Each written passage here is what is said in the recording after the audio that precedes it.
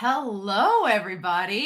It is Romania Black, and I hope y'all are having a really good Sunday or Monday, depending on where in the world that you are. But we are in for another summer live stream. I've got so many of these planned. I'm really excited about it. But this is our third summer live stream where I want to specifically talk about Tsurune and the final stroke movie, and to spill the tea, as it were, about Free and Tsurune and KyoAni in general, because I love this animation studio, right? So I hope you all are able to tune into the chat. I hope you all are able to tune in. I'll talk about this lovely teacup set and all of its goodness here in a minute. But I also have, in terms of Free, this final stroke art book that I've not opened up yet. We just have like an hour or two just chat about the two series, because I've done a Free live stream before, but that was years ago at this point. That was several years ago at this point. And I feel like since I finally finished Free officially with the final movie, that it was time to do another live stream to talk about Free, and then Tsurune to talk about that series and just where it's going to from here. So let me go to the chat. Hello, Tony Simi. Hello. Hi. Hello. I'm so excited. I have this Free final stroke book I have not opened yet. It's been sitting on my shelf for weeks now, and I've been really excited to open it with you all and share what is inside for those of you that have not gotten the chance to get the art book from Japan. I've been really excited. But I also splurged a little bit on Free this spring. I felt like it was necessary because the show was ending. Very exciting. But I went out and bought this. It's the Magic Circus collection. I did a little reaction video a little while, like a year or so back, where I was reacting to the Magic Circus Night official art that came out.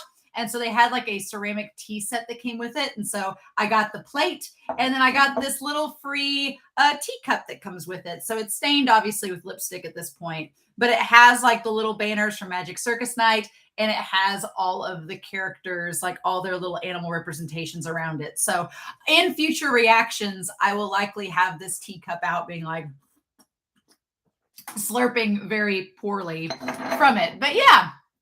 So it's weird to think that Free is over now. That's weird to me. I don't know if it's weird to anybody else. Those of you that have followed Free for a decade probably think that, it seems like it's time to go. And KA, you're here. Wow, it's 3 a.m. Oh my goodness, in Japan. Time zones are bizarre to me because it's only 1 p.m. here on a Sunday in the US. So that's so strange. But yes, thank you all for joining the chat. I really appreciate it. But yeah, it just feels weird. Ever since Free was over, I felt like I needed to do a live stream to talk about it, to talk about the movie with you all, your thoughts on it. There's been several people do really good comments about overall the good, the bad, and the weirdness that is Free being done. It just feels odd. I came onto Free very late in the game, 8 years in, when several of you have been watching it since you were in high school or junior high, and now you're in college or you're an adult and you're like, wow, Free is over. It's such a fascinating series though, because I feel like Free is such a comfort anime. It's so good, but at the same time, people do not give it credit. I feel like KyoAni deserves so much more credit than they get as an animation studio, because I know people say, oh, Violet Evergarden is beautiful. And Violet Evergarden is this acclaimed series that has these beautiful themes and touching moments, and the animation is gorgeous. And then you have Kobayashi's Dragon Maid, which I've watched on my own time outside of this channel before I even started it. And I was like, oh, that's really cute. But then Free comes along, and I feel like it's so polarizing. I feel like a lot of reactors are afraid of Free because they have these expectations of what they've been told about the series and what they're getting into. And that's not always accurate. I feel like a lot of people, they see the first OP and the first ED and they think, oh, no. And I'm like, no, that's not Free at all. It's so goofy. It's sort of like I'm watching Death Parade right now, and the OP for Death Parade is not indicative of the show at all. It's just a totally separate thing. And so I feel like a lot of reactors get into Free and they go, oh, this just seems like it's just fan service and goofiness and whatever. But it's just so much more than that. It's like the ultimate Nakama trip is Free. And so, well, thank you, Sarah. I'm glad you made it too. But yes, Tony Simi, it does feel weird. Yes, and Tamir, they think it's just BL bait, and it's really not. Now, granted, Granted, if you wanted to make free BL as much as you want, you can go crazy. You can ship. Y'all know how I've been with the series. You can have like a whole, Pinterest board of shipping with free and go crazy, go nuts. But if you don't want to do that, if you just want to watch free as a series about Nakama and friendship and growing up and finding your identity and realizing your place in the world, you can view it just as that. I could instantly see a lot of reactors that I know, like we'll take Ace of the Diamond, for example. I ship the hell out of Ace of the Diamond. I'm like have the biggest shipper goggles on possible. But then you look at another reactor who could watch Ace of the Diamond and not see any of the shipping at all and just be like, why are those characters acting that way? And I'm like, because, but they don't get it at all. I feel like they could so do that with free and still have a lot of fun with it. And my only regret is that I feel like a lot of reactors are afraid to touch it because they think it's just going to be like a BL shippy romance. And that's not what it is. You can make it that way if you want to, and you can make fun of it. But yeah. And so, Sarah, I didn't get season 2 until I was leaving high school myself. Yeah. What I love about this series is that you grow with it. It's one of the rare sports, and I say sports anime. It is a sports anime. You do a sport. It is swimming. It does deal with the technicalities of it. It does go through all of the relays, the matches, everything, and it focuses on the sport a lot. But it's one of the only sports animes I've seen so far. Hello, Floor! That you actually grow with the series. It actually takes off, and you get to follow those characters from high school to adulthood. And not a lot of sports animes do that. And it's so sad. I'm like, it basically gives us everything we want. We as the audience, we want to see what these characters will do after they graduate high school. And Free says, okay, you want to see that? Sure, let's show you. And it's so amazing, right? So I want to go here to the chat. As a former swimmer, I'm just grateful Free exists. Yeah, the sport isn't getting hype at all despite its potential. I feel like that too. I feel like if you're a swimmer or if you do competitive swimming, it's so cool that you get an entire like multi-season anime devoted to your craft and what you enjoy doing. And it's so fun. And it made me want to swim. Like I'm a terrible swimmer and it made me want to go out and like learn. I could not do the butterfly stroke. There's no way, but I could maybe do the backstroke. Maybe freestyle, but it just made me want to go swim. And I'm not usually a swimming person. So I feel like this series, it just gets you so inspired and motivated. And it's just about friendship and all of that fun stuff that goes along with Nakama. And I want to go to the chat here because it's just like exploded. There's a whole bunch of things here. Season 2 hit when I rewatched after getting to that age. Yeah, I would say I really like season 1 of Free. Season 1 was really good. Season 2 of Free was my jam. I got into that. And then season 3, I love season 3 because by that point, Kiwani, the studio, and the show goes, okay, you know these characters, you know what to expect. Now we can throw them into all these different scenarios, do all this character work, and you can enjoy the kind of blossoming these characters do. And you get to meet these new characters, see how they interact. It's really a show that builds upon itself to the point where you just really enjoy it. I love it. R. Stevens, even though I just discovered it at the end of 2020, beginning of 2021, that's apart years. It was a season 1 finale reaction in a college dorm and everybody screaming. That is my one regret. I feel like I wish I could watch a show like this in a room with a lot of people. I remember I watched Coley Does Things. I like her reactions to Yuri on Ice. I love Coley's stuff. And I remember watching Yuri on Ice with her family and friends. And I was like, I wish I could do that because I would love to have gone to like a convention or something and been like on a free panel that was watching this movie. That would have been just such an experience. If we could, honestly, if there's a convention, I'm just going to plug myself. If there's a convention in the US that's going to have a free panel and they're going to do a screening of the movie, I will be your moderator. I will be a moderator. I will show up dressed as a Yume sensei. I will do it. I will show up as the sponsor in her cardigan with my hair, and we will do it. I would gladly volunteer to moderate a free panel. I think it would be so much fun, and it would be so cool to just laugh with the movie, especially Final Stroke, because Final Stroke parts 1 and part 2 are just a blast. They're just, I want to talk about the movies with you all and get your opinions about them, because I feel like they're a little bit polarizing, the films are, especially part 2, which I just finished. So I definitely would talk with you all about that.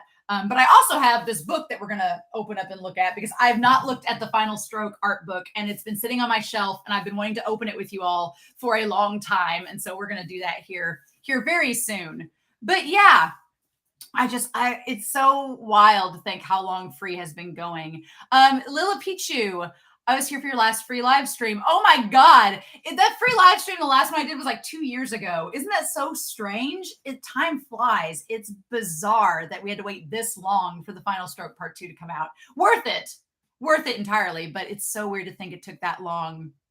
And now I know, and little dude, I understand. I just got into Free a few years ago, but I feel like it's one of those series where I was dreading. I put off the Final Stroke Part 2 live reaction as long as I could because I was just afraid to end it. I was like, I don't want this to be the last Free thing that I watch. I don't want it to be over. I was really sad about it. It took me like 3 days to build up the nerve to watch the Final Stroke because I was like, I don't want to do this. Then it'll be over, right? And I'm glad I did, but it's just such a strange feeling. And then so Sarah, Free was your first anime from start to finish. It is really special to watch that series and see it end. And it's not like, that is the one thing. There are shows that I'm watching on this channel that are just kind of like a season has ended and now I'm waiting for the next season. And there is that waiting period. This was one of the first series that I watched from beginning to end, multiple seasons, and got to have that full-on experience without having to wait for a new season. So I just had to wait for the movies, which was fine. Waiting forever. Yes, Cyber. Yeah. Some of these series, I'm like Jujutsu Kaisen is starting next month. I've waited 2 years for that. I've been spoiler-free for 2 years, bitches. I've hunkered down. And it's such a hard thing to do, right? But yes, Tony sent me the last movie will play on a convention here in Germany this year. Oh man, Tony sent me, if I could go to Germany, I would be all about that. If I could make that work, I'd be like, let's go Germany. I know zero German except like 3 words, but I could just say free and everybody'd be like, haha, maybe. That would be so cool though. I hope you get to see that at the convention, Tony, because that would be absolutely amazing. I would love that so much. But yeah, so why some people dislike season 3 so much. Yeah, let's talk about that real quick. I feel like I don't know how much time was between season 2 and season 3 of Free. I'm not sure how many years there were. I feel like seasons 1 and season 2 are very succinct. It's kind of, I feel like it's a little similar to Mob Psycho, where seasons 1 and seasons 2 follow kind of the same group of people. It's a very tight narrative. And it doesn't really, season 2 is kind of like a repeat almost of season 1, just with Sosuke involved. And he's kind of the one with all the angst instead of Rin.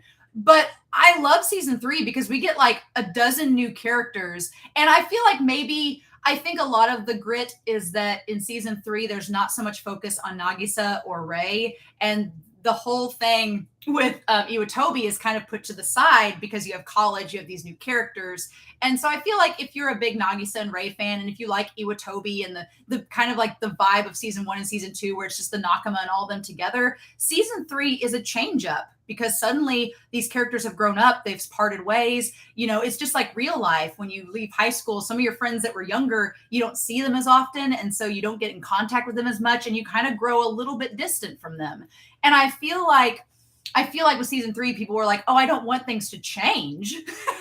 And so there's kind of that like disagreement of, oh, I don't want things to be different. But I loved it. I loved the fact they changed it up, the fact that Ikuya got introduced. And what I love is that the movies, I see a comment talking about Starting Days, the movies tied into the anime. I cannot tell you how happy I was with that because I read One Piece, for example. I read One Piece every week that it's out.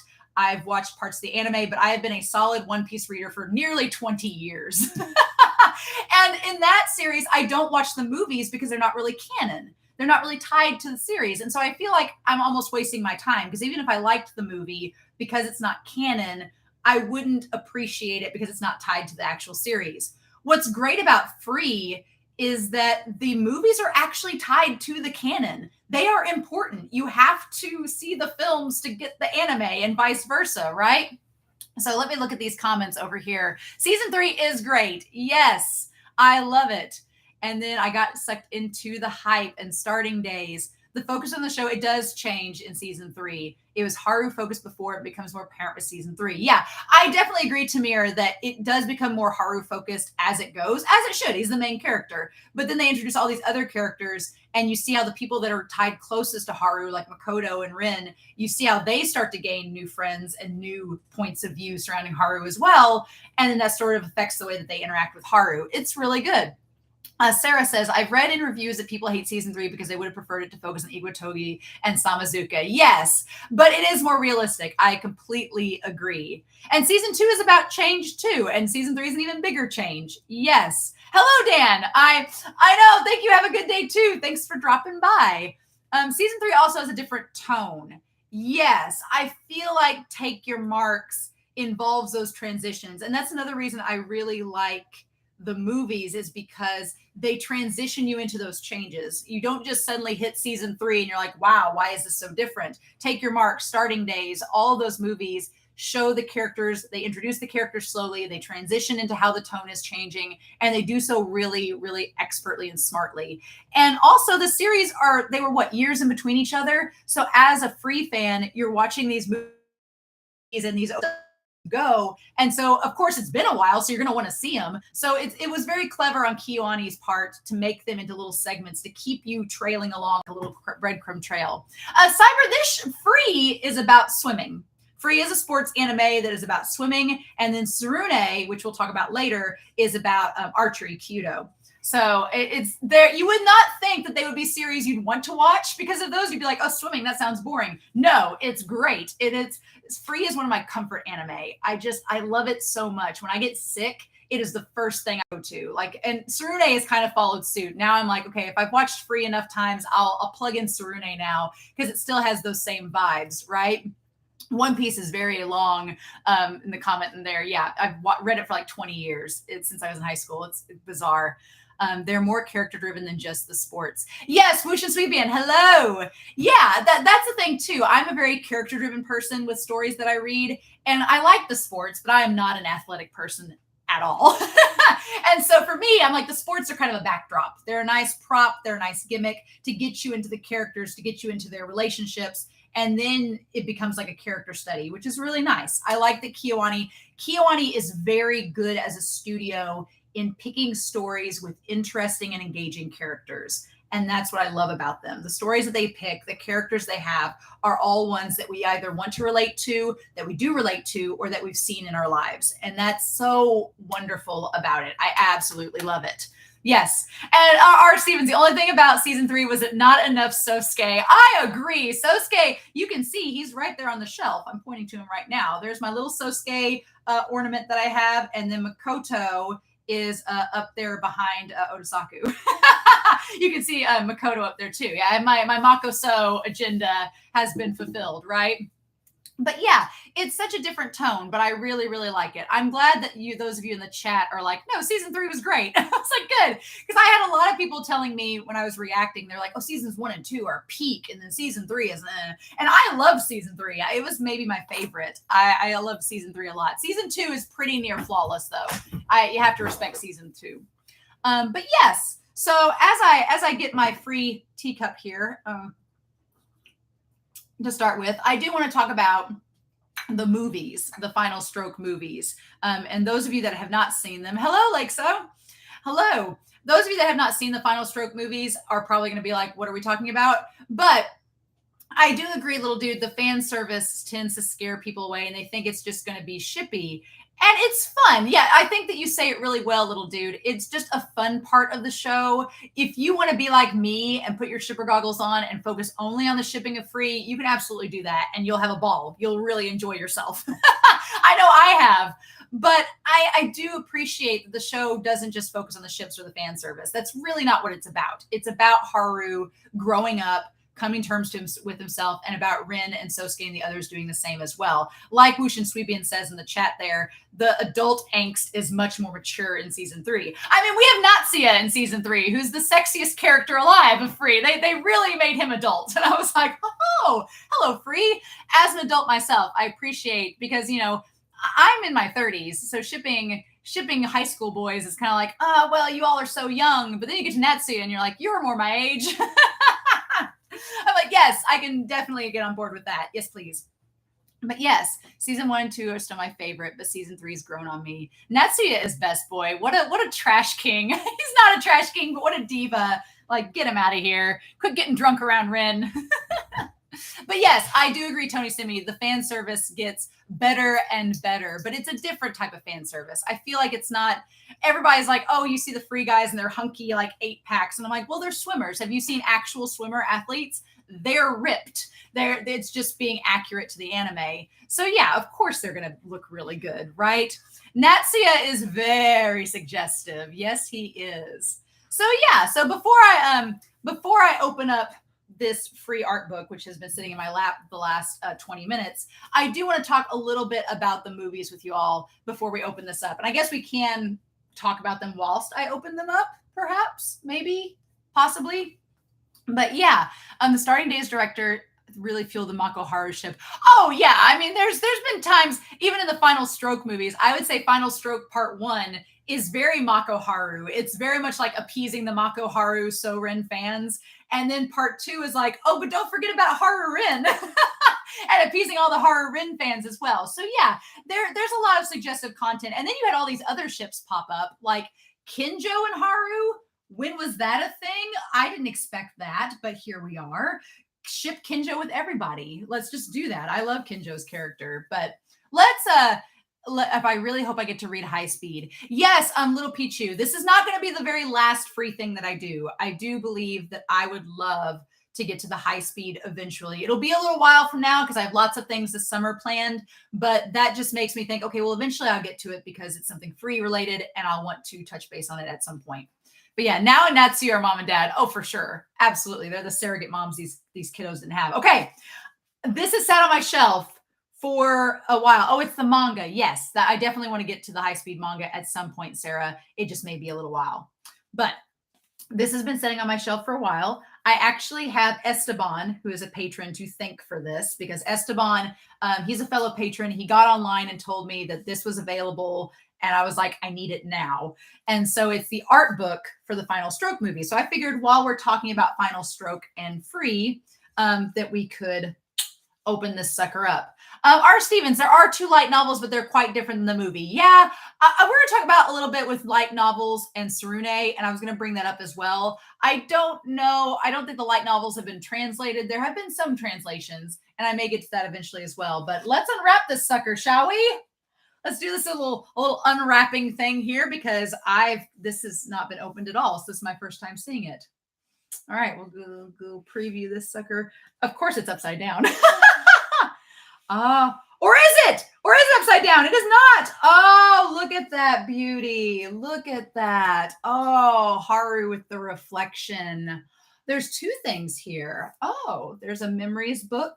And there is this as well. Ooh, okay. Let's look at this memories thing. The memories thing. Oh, it has all of the little things. It has the drink, has the little kangaroo with the punching gloves. It has the dolphin for Iwatobi. It has the little Samazuka Chad fish. There's a trophy. There's the charm. There's like a little werewolf doll. It says wolf on it. Is that a pack of cigarettes? Why? And there's a bracelet, there's the bird, and there's a medal, and there's a travel bag. So I'm not sure what is happening. So, ooh, look at this. They're cards. Oh my gosh. They're like little vinyl cards. Oh, that's adorable. Oh, like there is, okay, so there's Mako and Haru and Rin, and there's the 4 of them from Starting Days. And there's our Iwatobi boys and Rin. And there's the 4 of them. And then there's all of them together. Oh, that's so cute. Oh my God. Yes. And they come out. They're like little vinyl cards that you can come out. And I'm afraid to take one out, but I'm going to. Okay. And then they have like a little thing in Japanese on the back of them. That's so awesome. Yes. So if you've been on the fence about getting this, I'm going to basically show you what's inside of it. So you can figure out if you really want it or not. It wasn't crazy expensive I got it through Ajuku. I think it's Ajuku. I like their site. The only problem with them, and then there's a little Iwatobi guy in the back. The only problem with them is they take forever to get here. Like I ordered this back in like December and it didn't get to me till like March. So it takes a while to get here, but it was definitely worth it. Okay. So this is our little book. And obviously we're going to look at it from right to left. Oh, nice. Haru in his different forms there. Let's see what all is inside. Oh, what is this? This is heavier. Oh, it's a poster. Oh, oh my God, it's a big character sheet of, do you know how these characters are all related to one another? Well, now you can. It's like a tiny whiteboard coon / conspiracy board sama that will show you all of the connections of these characters. The only thing I don't understand is I can't read anything in Japanese. So, but yeah, okay. So we have Haru's grandma on there. We have Azuma. There is like Mihail's on there. All of our people related. I like that Kasumi is in between Albert and Kinjo. Like it all leads back to Kasumi. Oh my God, everything leads back to Kasumi. The 6 degrees of Kasumi, it all goes back to them. Oh my God. But yeah, Momo. Where's Momo at? Oh yeah, he's happy again. I like that there's the one girl that's Ghost Friend up here in the corner. She's just like, she's just here. She was like the one girl that maybe had a crush on Makoto for like a hot second. And then our Samazuka Chads that are now on the team with Kinjo and Nagisa. Oh my God. I just love Kasumi's such a popular bitch. And he's just like, I'm not even swimming. Kasumi's like, I'm not even in the right sports anime, but yet I know everyone. It's just, what the fudge? Why? That's so crazy. I also love that you have Ikuya connected to Hiyori and Natsumi and Natsuya. And Natsuya is only connected to Now. And Now has like a little connection to Sosuke somehow. I guess because they've worked together in therapy. Kasumi no basket. Why do we need, I honestly think if Kiwani wants to do any type of OVA, they really need to do one of Kasumi and basketball. I think that would be really, really fun, right? Okay, so we have Haruka. Oh, Haruka Nanase. Yes, and all of his images. I hope we get some good art from the series. And we have, the sad thing is, I'm going to have to get like an app that shows us how to read Japanese so I can read some of this. But yeah, Rin there. We get the hug between him and Haru. Love it. Love it. And then what else do we have on here? Obviously, then we have Makoto. They're just gonna show his midriff. That's like the first thing that you see is Makoto's midriff. Like we don't get a hot picture of Rin, but Makoto, they're like, show us that backstroke. But yes, okay, we get the staff message with him, and then Akuya. That seems logical. And then Akuya just gets one page. Sad days. Sosuke though, look at how big Sosuke's. I know, Huck. My dog is like, please play with me. I love how big Sosuke's feet are. Look at them big old feet. You know what they say about big feet? You can swim really fast. Sure, right? Oh, the glow up, y'all. The glow up of our dear boy Asahi. Mm-hmm. I will always maintain that Asahi had the best glow up. He looked like such a little gremlin in Starting Days, and then you see him in season 3, and you're like, "Wait, what happened?" Puberty just smacked him in the face like an isekai Mack truck, and it did wonders for him. And then yeah, Hiyori. Look at Hiyori with Kinjo. It's like they just saved a whole corner of angst, a whole angsty corner for Kinjo. And Hiyori to just have their little banter. I wanted more with Kinjo and Hiyori. I was fully ready for like a Kinjo Hiyori confrontation and like shipping moments. And they were just like, well, Kinjo's too busy helping Haru. And I was like, ah. But yes, Momo needs to have a glow up, right?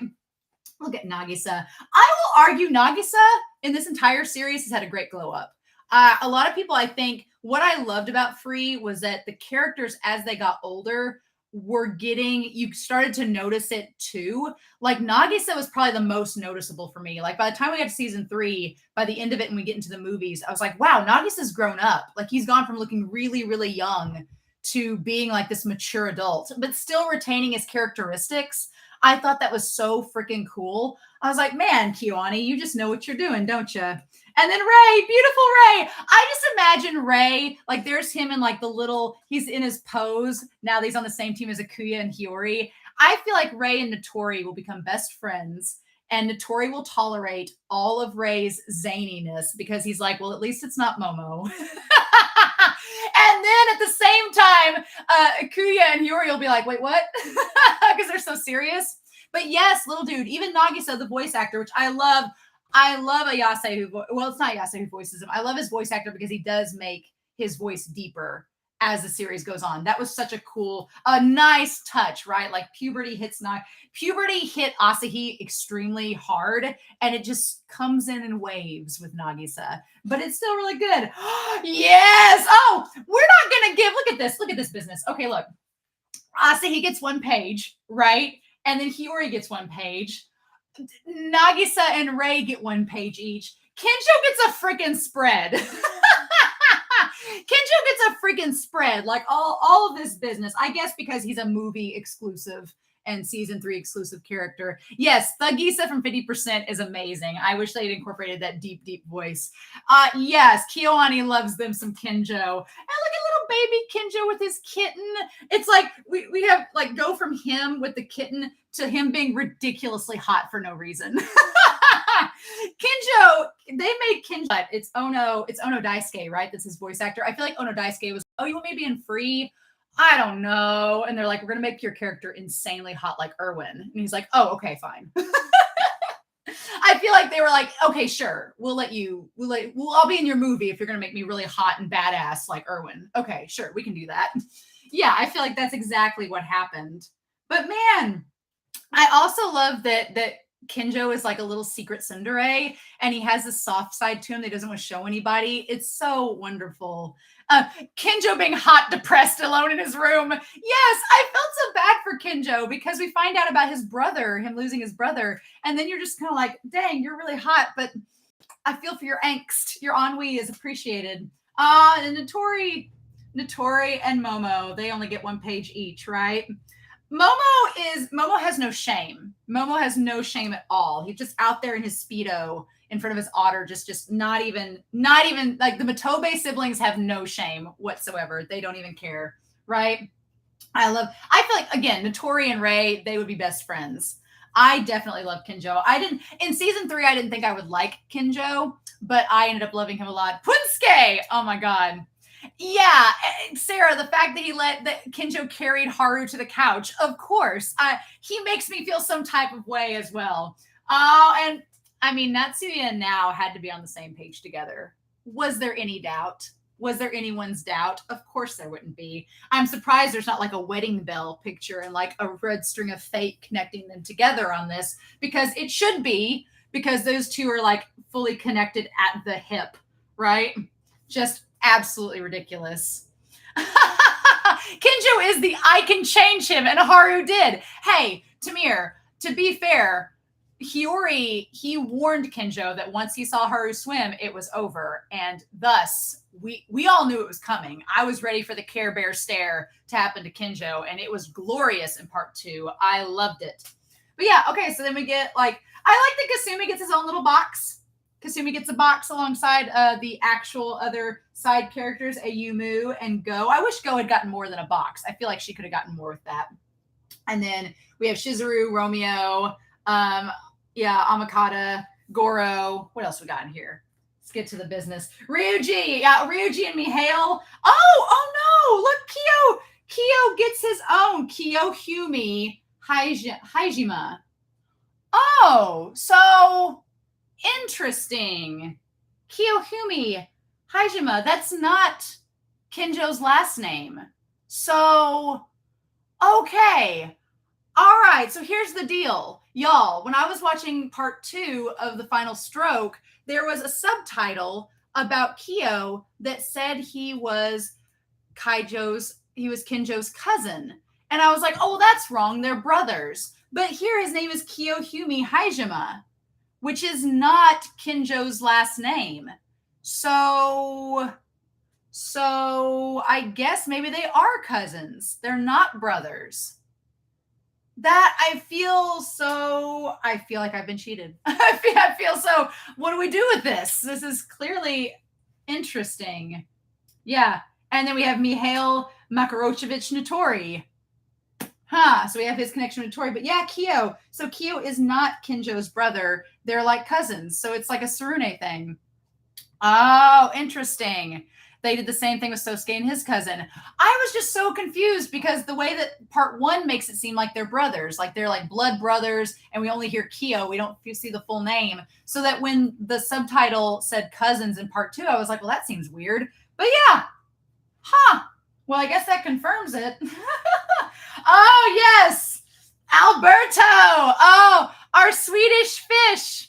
Alberto Vollendal. Look at him. Look at him and them legs. Look at that. Look at that Dorito body. Look at that. Look at that business. He has no right to have that body, that swimmer's body. Oh, Albert. And like their little baby form of him there too.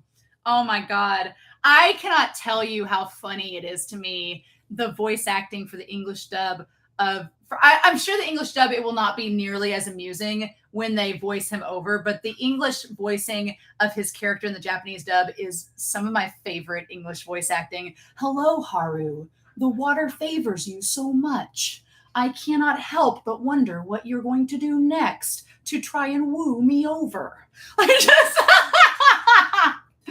Oh, hello, Redhead. It just, hello, Redhead LPNs or PNZ. I am imitating Albert from Free. I sound like a Microsoft Sam chat GPI function. I cannot get enough of it. Google Translate voice. Yes. There's just like, there's no inflection at all. There's no inflection. There's no like tone. It feels like a robot where he's like, faster, Haru. Which you can take out of context any way you'd like, right? We have to become stronger, Haru. I feel so bad for him, but I also love it. So I would watch a whole film of him giving Haru a tour of Britain. This is the Eiffel Tower, Haru. It sounds better than other English voice actors. No, here's the thing. What I love about it is that it's still comparable. It's still fine. It's fine. Like Wushin Sweepian says in the comments, compared to the English of Ace of the Diamond, Act 2, or even some that has been in Kuroko's Basketball, some of that's been like, ooh. The one in Free, though, is just so great. Like, a therapy session with Albert. Could you imagine just a therapy session? What is your problem? I think that maybe you're looking at life too critically, Haru, and you need to learn about your identity. Oh my God, can I be his voice in the English dub? Can I? I feel like his voice is light enough that I think it's high enough I could do it. Just fuck off, manager. Hey, Truck. I just wanted to say thank you for dubbing a lot of things for me on the channel. It's been great. In my Albert voice, right? I was waiting for Albert to tell this guy to screw off, and he really did finally in part 2, which was great. It's like, I'm going to do what I want, bitch. And that was all that we needed to hear. I absolutely love it. Albert is the best thing in English to come in this series. I want to have Albert in a conversation with Rin's foster family from Australia and just have them just talk for an hour. Just have that be. That's my ASMR. That is my ASMR. Albert trying to read from a dictionary is my ASMR. I need that in my life. The meaning of the word swimming and water is. Oh my God. Could you imagine him just announcing everything? And that's what people think the English people sound like. That's my thing. My one thing with all of the English in any Japanese show, whether it's Free, whether it's Ace of the Diamond, whether it's Kuroko's Basketball, my one thing is that at some point you just think to yourself, you're in the studio. You're in the studio, right? You're recording dialogue. And they looked at the voice actor for Albert and they said, you want to do a take 2? And he was like, no. That's all they said. That was it. There he was just like, Haru, the water favors you. That is my favorite line in the whole film. I just love that. The water favors you, Haru. It's just, God, it sounds like if a whale learn to speak. Miana Mamoru's Australian is great, but Miana Mamoru, like you said, R. Stevens, can get away with anything. Miana Mamoru could read like a menu and I'd probably be like, yes, please. Thank you, sir. Can you read it again? I feel like he could just do anything and we'll forgive him because it's Miana Mamoru, because he's that engaging and charming. I don't know who does the voice for Albert, but I want to talk to them in a regular conversation and see, like, is this your radio voice? Is this real? Or is this what you think a Swedish accent is like? Because it's not even just English. He's from Sweden. So it's just, I'll have some sushi, Haru. I'm just going to be in, mild Albert mode the rest of this video. Okay. So then we have like all the side characters. We have the cousin. And look, we have Ren's foster family from Australia. That's great. Probably his reading voice. Yeah. But yeah, it's just so strange to me, right? The Swedish accent is weird. The only time I've ever had encounters with a Swedish accent, I think, is on Great British Bake Off. I think it's the only time I've heard it. It's fine, but truck, does it sound like this? Like it's from a chat GPI. It's so strange. Yep, and we have the friends, we have the twins, we have all of that. I want to see what other artwork we have. Oh, look at this. We've got some very nice fashion photos of our boys. Their bodies look so boxy. Look at the ones of Makoto down there at the bottom. He looks like a box with legs. What is that deal with Rin and them? They look like boxes with legs. That is so ridiculous. Like what? Look at Haru's body down there. Look at that. Look at that. He looks like a box with legs. I'm like, the proportions are all wrong. I don't understand. It's the assumption that Swedish people study American English. Well, I am from the South and my accent's pretty garbage, but yes. Okay. So we have basically all the moments from the movie getting led up. All right. Haru swimming there and Kinjo and them. Look at Kasumi. He looks so sad. Bless his heart. Where's the fashionista Natsuya? Oh, that's a good question. Yeah, we get Haru. We have Rin. We have Makoto on one page and all their fashion. We get Hiyori. They really want us to know about that parka Hiyori is wearing. And then we have Akuya and Rei and Sosuke and Nagisa and Asahi, but they include Kinjo and his like lost in the mountain gear. And then, yeah, oh yes, Rin and his flannels. I love Rin and his flannels. He's so good. We need the skinny jeans. Haru, we need the skinny jeans. Like, where's Albert's fashion? Where's that? But yeah, Natsuya's on there. Natsuya's fly as hell. Woosh and Suibian, they knew that if they included Natsuya in here, that these books would be stolen off the shelves. So they decided to spare the bookstores from having everything stolen. They decided that would be a better bet. But yeah, oh, look at this. Ooh, I like the shot there of our boy swimming. I love that shot of Asahi. That's a beautiful Asahi. That's wonderful. Oh, thank you, R. Stevens. The Albert voice is maybe one of my favorite things about Free and his character. It's so ridiculous, but it's peak wonderful. It's just like, if you imagine if somebody's like, what do you like about Free? I'm like, I love Albert's voice. It sounds like if a whale was a human, which I guess he is kind of, what is Albert's representation? It's not a shark. Rin is a shark. I'm trying to think of what Albert is. Natsuya and now we're too busy to model. Yes, Tamir, they were much too busy. Mm-hmm. And yes, Final Stroke Part 1 did have that very strong Akuya and Asahi moment. I personally ship Asahi with Kasumi because Kasumi just is around him all the time, but I don't mind seeing them together.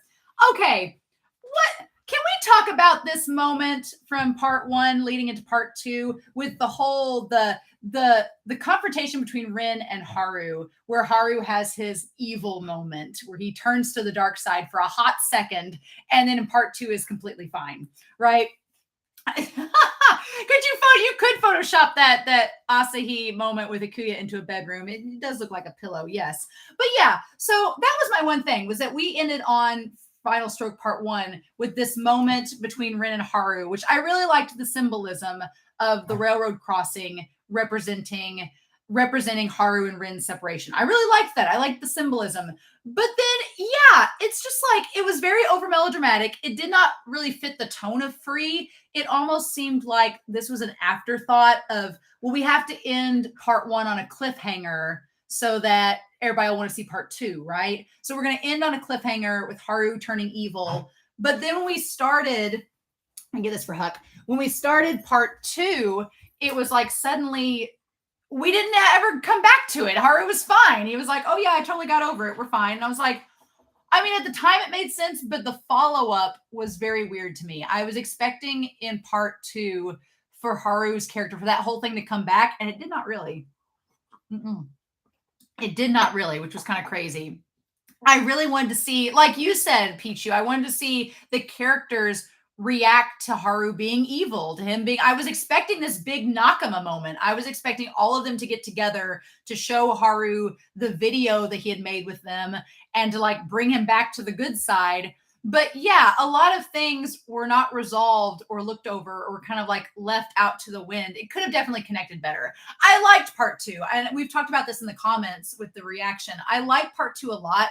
It had a lot of things it had to do, and some things it did really well. Some things I feel like were left out. And I think one of you, it could have been you, little dude, that commented that there was a lot of montage or repeat animation and stuff that didn't need to be there. They could have just focused on more new things to connect. And I totally agree. So I don't know. Sarah brought up in their comment how the pandemic affected everything. Do we think it was a product of the pandemic and them rushing to get it done? Do we think that's how they originally intended it? Because when season 3 ended, and I'm glad Sarah pointed this out, when season 3 ended, you kind of expected like them to go to the Olympics, but COVID happened and suddenly the Olympics weren't a thing. So at that point, they kind of had to revise the script and change things.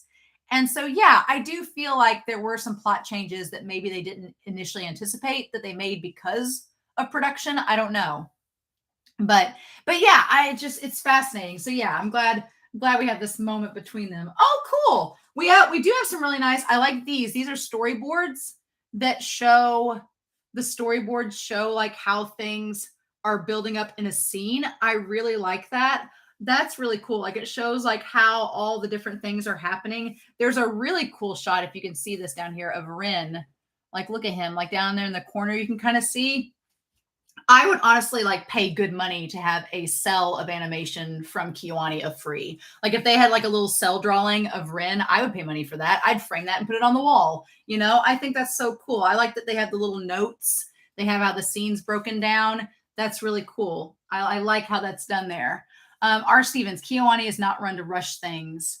But yeah, I just have a feeling that some things were affected. It's just a question of what. Now, I think, honestly, I think that they did fine with all things considered through COVID of making the movie look. The movie looks gorgeous. The animation in the movie is beautiful. It's not like one of those things when I was watching Haikyuu, season 4 was being outsourced and constructed during COVID. And you could tell there were some moments you were like, ugh. But with KyoAni, oh my gosh. And especially like Frank Ace is pointing out, hello, saying that there was the tragic arson attack that impacted the studio and they lost their artist that could have done a lot with the production. Yeah, I think all things considered, the fact that KyoAni Studio went through so much tragedy and hardship on top of COVID and still managed to make 2 movies that are gorgeous to look at and tie everything for the most part together. I know there's people that will argue, myself included, that there are things that could be different. I think that's amazing. I think that I don't know a lot of studios that probably would treat their artists with the dignity that they do and would bounce back as strongly because the artists were so committed. And I love that. But yeah, the structure of the final 2 movies, calling them movies is questionable. I almost view it like a mini series split in 2, right? It almost feels like, you know, a series that cut in half. And it's just like a mini series they made into 2 movies. And you can see the pratfalls with that because it doesn't function in a movie structure, but because they have to release it on the big screen, they needed to form some kind of structure. So you can see kind of the problems with it. It's what I worry the most about Haikyuu, because Haikyuu is supposedly finishing 100 chapters in 2 movies. How are you going to do that? I don't know. I don't think it's possible. And I'm really worried they're going to cut so much and rush so much just to say that they've covered all the content. And it really bums me out. I'm like, oh my God. My plan is to make a video about that at some point when I can sit down and map everything out. Yeah, for those of you that don't know, they've said they're going to make Haikyuu, the final part of the series, into 2 films. The final part of the series are 100 chapters. you can't. I'm like, no, not possible. So I'm really worried about it. Screw it up. That's how. Yep, that's exactly right. I had a whole plan mapped out of Haikyuu of how they were going to like finish out the series, and I thought it was a great idea. And I will eventually, when I get the time to set it up, make a video about that, because I'm really mad about it. I'm like, Haikyuu is really near and dear to me, and I'm like, how could you? So yeah, 4 great seasons, and then you're going to finish up. I honestly thought they should have made a 5th season that was 24 episodes. And I won't spoil Haikyuu for those of you that have not read the manga, but to me, to finish it all up, you could do a 24 episode full season. And then like you did with season 3, do a 10 episode season and have an OVA or a 1 or 2 part OVA, and you finish the whole thing. I think you could do that. I think you could do 24 episodes, 10 episodes, 2 OVAs. You're done. You're good. Could have done that instead. Probably would have been just as successful, and you could have covered the whole story rather than try to do 2 movies, which granted, even if they're an hour and a half, that's only 3 hours to cover 100 chapters worth of content and to let them have the emotional impact that they do. Because if you've watched Haikyuu, you know the emotional impact that show has, and it takes its time and breathes with a lot of moments. And just like in Free, like with these 2 movies here, there was no time to breathe. Like Final Stroke Part 1 and Part 2, you just had to go. Like I had to go back and rewatch parts of the movie before the discussion, because I was like, wait, what happened? And like go back through it, because there's just so much happening at once. You don't have time to process. You just have to like go. And then you go through it. So I don't know how Haikyuu is going to do it. I don't think it's going to be successful. I think it's going to be very bad, but we'll see. We'll see. Okay, yeah. And then they have like, oh, that's so cute. Look at that little one of Hiyori and Nagisa's face. Look at that. Isn't that cute? They look so sweet there. That's adorable. I love that. Yeah, you got a really cute shot of Nagisa, or no, Kasumi and Hiyori. You got a really cute shot of Kasumi and Hiyori. And then you have them all on the train. I want that shot of Rin and Sosuke together. That would be great. Mm-hmm. Yep. Yeah, like you said, Sarah, they released the first 10 minutes of Final Stroke Part 1 and so much happened. Yes. Mm-hmm. Tamir, I do agree with you. I think that the final part, without spoiling anything, you could make it a movie. I'm going to do a whole video about it because I have like it all mapped out. I'm like, what are you doing, studio? Why are you doing this? But yeah, hey, Kuya and Hiyori going on a date to see the new Little Mermaid movie, right? Adorable. I love it. All right, what else have we got here? Oh, wow. Oh, cool. Oh, they broke down a little Kinjo scene. Look at this little face of Kinjo. Look at that little one right there. Look at that. It looks like something you'd see like off of Bobo. It looks like something you'd see off of that. That looks ridiculous. That's so cute. I love that so much. And then, oh, yes, look at this business. The angsty forest. The angsty forest of Rin and Haru. We were just talking about that. The angst forest between them. Oh, I like that. Okay, in this part here, I'm going to get to where you guys can kind of see it. In this part here, you can see Haru, like his eye shot there, and they have like showing his eye and his face, how it's tilting down. And then they show like the Albert coming up beside him, and then having like him smile, and then Haru smiles. That's really cool. I like that a lot. I like the way that they showed how that progression should have been. Literally the angst forest. Yes, literally the angst forest. Aw, and then the story of all them as kids. Little cute Haru in child form. And then the hug! The Rin Haru hug, y'all. If you're a Rin Haru fan, I'll be honest. I'm not the biggest shipper of Rin Haru, but that hug got me. I was like, all right, I'll let y'all have this. I'll let you have this. That was really, really good. It was nice. And then we've got their moment of the relay. It was nice seeing Akuya be happy. I like that Akuya got to be happy in all of this. We actually got to see him like having a good time. Can we talk about how, though, that Albert has no character resolution? He just stands up to his manager and that's it. Did anybody else not want to see Haru and Albert like talk at least once at the end of the movie? I was really expecting it. I was expecting Albert and Haru to have a moment where they would literally have a conversation and maybe give some kind of thematic conclusion to whatever their relationship was. But he just stood up and be like, I'll see you again, Haru, one day. But yeah, I was really hoping for more with their characters. How's the therapy going, Haru? But yeah, I was just expecting that. These are really good. I like, oh no, look, like Rin is crying in this little page. Like when Asahi goes to the laundromat and sees him, there's like a little, I'll see if you guys can see that. There's like a little crying Rin drawing there. Isn't that so sad? Like just Rin's just like having a little weepy moment there. That's so cute. Oh no. That's so sad. I kind of want that little Rin drawing of him crying because it's so cute. But I'm like, no. The animators are like, we don't want Rin to cry too much. Oh, look at there. Now there you go. If you're a Rin Haru shipper, you can have the hug. You can have the little hug drawing right there. That's what we need. We need Kiwani. If they're trying to raise money, we need Kiwani to raffle off and auction off these cells. Like, give us these to frame and hang up in our homes because that would be wonderful. I would really love that. Yes. Oh, and there's all Sosuke and all of them. Oh my God, they make Kinjo's cousin like have like the biggest, like cheesiest anime face. It's so cute. That's really cute too. All right. But yeah, oh, and then Sosuke and Rin. There's Sosuke Rin there. Like the hair flowing on Rin there. That looks great. I love that. Awesome. Okay, and then we have all of them there hanging out. And then I love all of these little principles. I wish I could read Japanese so I could see like all the moments of these characters crying, like, and having these emotions. That would have been really good. Okay. So then what is this? Oh, we have interviews with the voice actor. Now y'all are going to have to help me out because I can't read Japanese.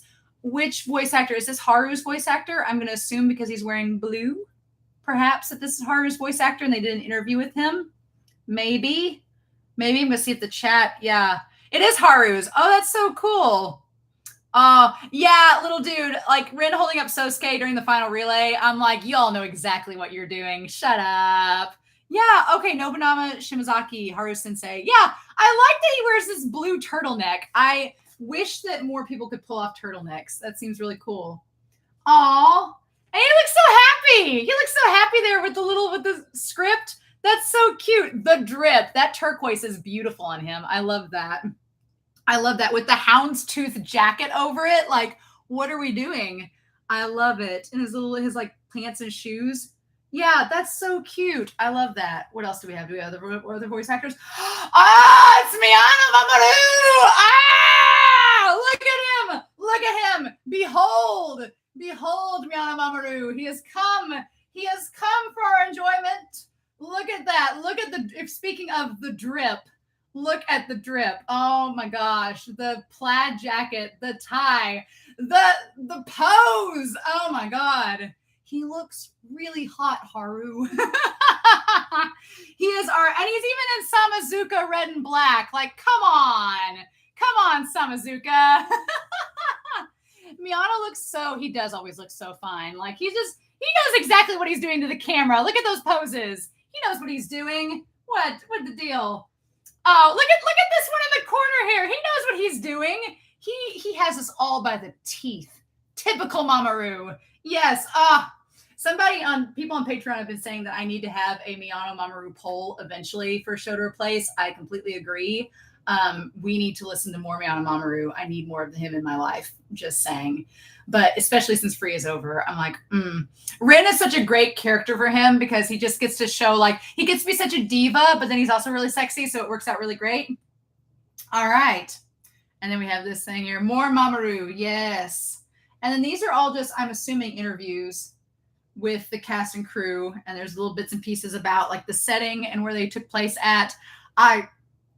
Honestly, Kiwani at this point, they can animate water like nobody's business. So all the different scenes, things like just ridiculous. Like, look at that. They just have the bottle of water that Kiwani can animate. Of course it can. Oh, Tony Simi. Mamoru has a lot of concerts on YouTube if you want to watch that. I could. That's true. I've not watched a lot of Miyano's concert work, so I need to listen to more of his music. I love that Kiwani's like, here's all the trees and bushes that we made for the angst forest. I love that Kiwani's like, we realized we needed an angst forest for people to confess at and tell their deepest, darkest secrets. So here's the trees and bushes that we used for the angst forest so that y'all have access to that. Mm-hmm. Yeah, Mamoru is actually Rin. I kind of love that, though. I love that Mamoru is actually the character Rin. That's really, really nice. I love that. Okay. And then they talk about, like, all the different swimming poses that you can do. Why not? Why not? And like how you do the different strokes. Oh, the bowling pins. Sarah, look at the bowling pins. Sarah was talking in the YouTube comments about how if KyoAni needs ideas for a new anime, just make a bowling anime. I would honestly, if KyoAni did a billiards anime, I would watch the hell out of that. Can you imagine the bowling balls, like the galaxy colors and the movement and everything you could tie in with billiards, or not billiards, bowling, with bowling. Like they could do a billiards one too, but bowling as well. Like you could have so much fun with that, right? Like KyoAni can do a billiards and bowling anime, and I would be all about it. Would love it. Okay. So what else do we got? Do we got anything more back there? Oh, they show like how they created the poster for the movie. So they show digitally how they like started out with the concept and then did the line work over it and then took the background they created and like superimposed it and colored it. That's pretty cool. I like it. Notori can make a cameo for bowling. Yes, he could. Galactical roll. I like that. Like, so I'll give KyoAni an idea. Somebody write him a book, since they base everything off books and light novels. Somebody get on that bowling light novel and we'll give it to KyoAni and they can make us a bowling anime. I feel like where I teach at, there's a lot of bowling. We have a competitive bowling team. I think they'd appreciate it. They would like it. Oh my gosh, guys. I'm just going to say, okay, I'm not trying to keep my mind in the gutter. I'm not trying to be like that, but hear me out. Haru booty. Like as much as I can. There is Haru booty that they illustrated. It is not my mind in the gutter. They did this. KyoAni, they are responsible for illustrating this. So if they didn't want me to point it out to you all, the Haru booty that is in the poster, then they shouldn't have drawn it. They should have cut it out long before, but they didn't do it. So I'm showing you all so you can see the Haru booty in full-on action there. Mm-hmm. That's we know that's what the characters are looking at. Haru, your ass is really nice. Like that's it, right? I'm just like, what are you doing, KyoAni? Why are you doing that? They took a page out of the Run with the Wind. Yes. I feel like, wahaha. Now you all have to stare at the Haru booty. Once you swim with Haru's ass, you'll understand the ways of the water. I just can't help it. Okay, and then, I do like this a lot, though. It is the image of all of them together. So they started out with the line work of the group there, and then they have them all against there. And then they did the background and then put it next to it and colored it and added the effects. That's really cool. I love that. I love stuff like this where you get to see the process. The group picture looks so good. I would have the group picture framed. If I had like a vinyl board of it, I would have it framed. That I know, little Pichu, I want it as a poster so bad. I would hang it up. I would.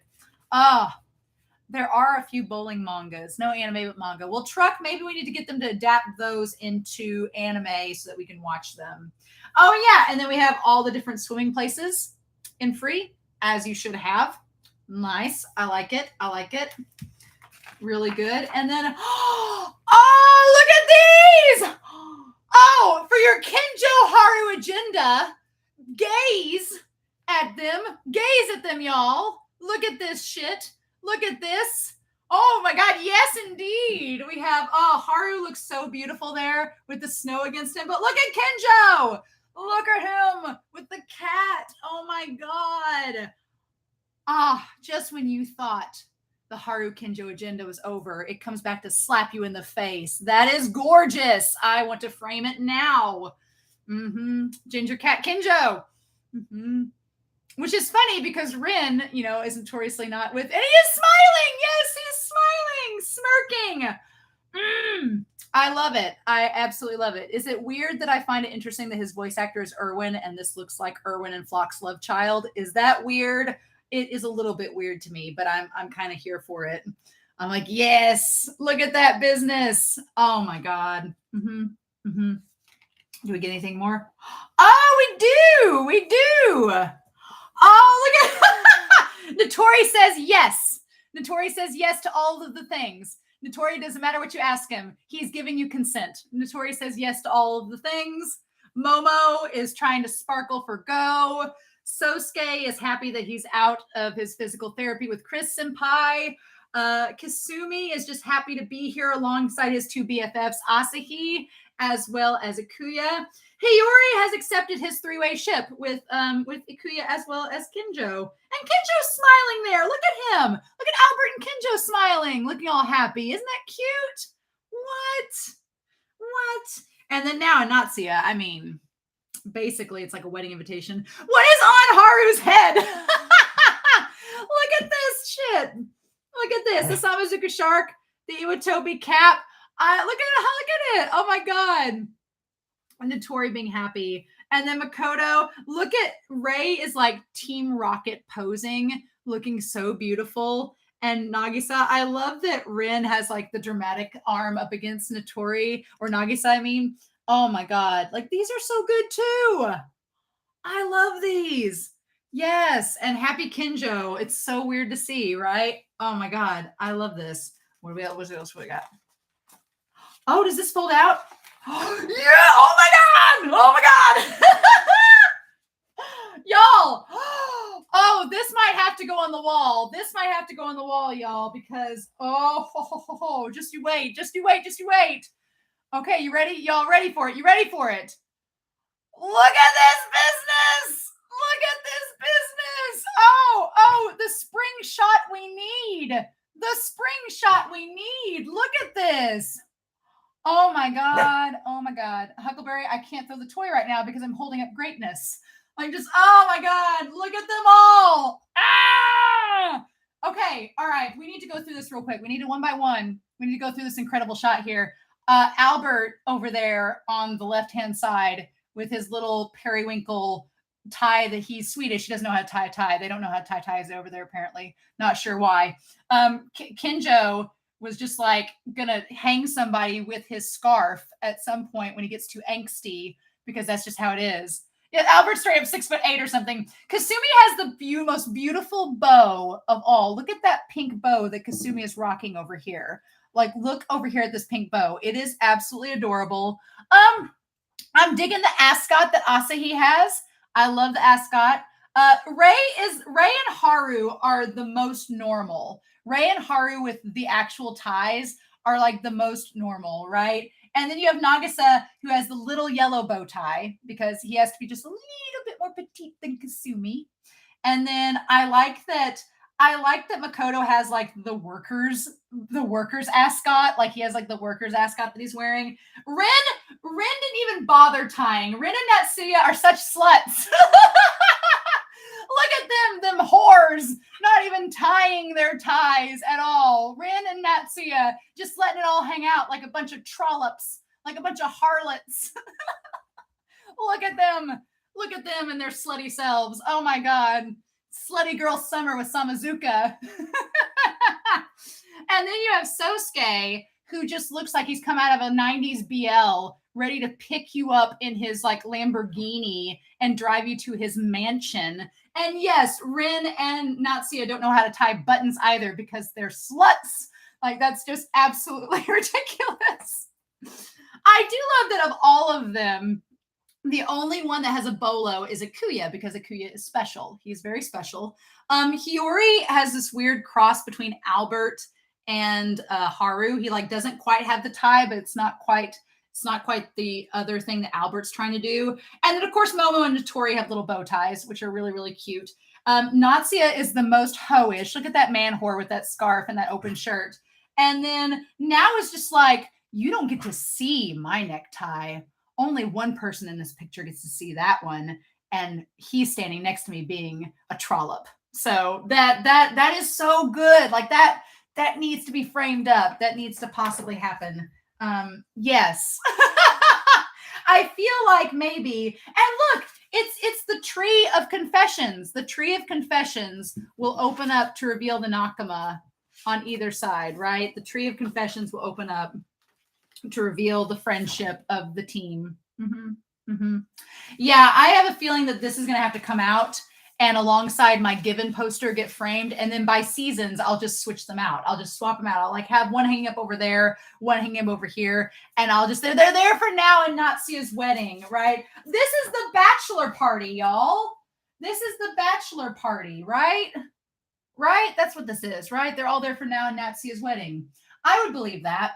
I would believe if any of these characters are going to get married with just themselves, it's now and Natsuya. That's like the only chance, right? That's the only chance. This is so good. I love the suspenders. They're so cute. They're just so good. I love it. This is just such a great, what a great spread. That was a nice surprise. And of course, that's the end of the art book. So yeah, so if you guys are wanting to get the art book, highly recommend. Highly recommend this jam. I'm definitely going to be taking the poster out and hanging up because that needs to happen. So that's going to be a process. Excited for that to go. But yeah, and then we've got these little vinyl cards that at some point I'm going to have to do something with. So there's that. Yeah, I'm glad I got to show you that because I figured with it being the final stroke, I'm like, I don't usually get art books because as you can see, there's only so much space. So I was like, I don't know what I'll do, but I was like, it's the final stroke and it's the final movie. I need to get it because reasons. It's the last film. So of course, right? But yeah, oh my gosh. So we're like an hour into this and I do want to still keep talking about Free because I'm sure we can still keep talking about them. But I also want to talk about Tsurune and the novels because someone brought up the light novels as well. And since Tsurune is another Kiwani series, I feel like it's appropriate to transition over to that. I was really picky about spoilers with Tsurune only because I had been told through watching Free and through Violet Evergarden that Tsurune was based off a series of light novels, kind of like what Run with the Wind is as well.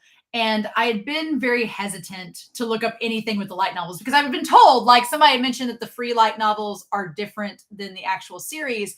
I had been told that with Tsurune, the light novels are different than the actual series. And what I was afraid of is that when you have a light novel that's different than an anime, one thing that always concerns me as a reactor is what are they going to pick and choose from the light novel for this season? What are they going to pick and choose for the second season? And if Kiwani decides to make a third season of Tsurune, which I really hope that they do.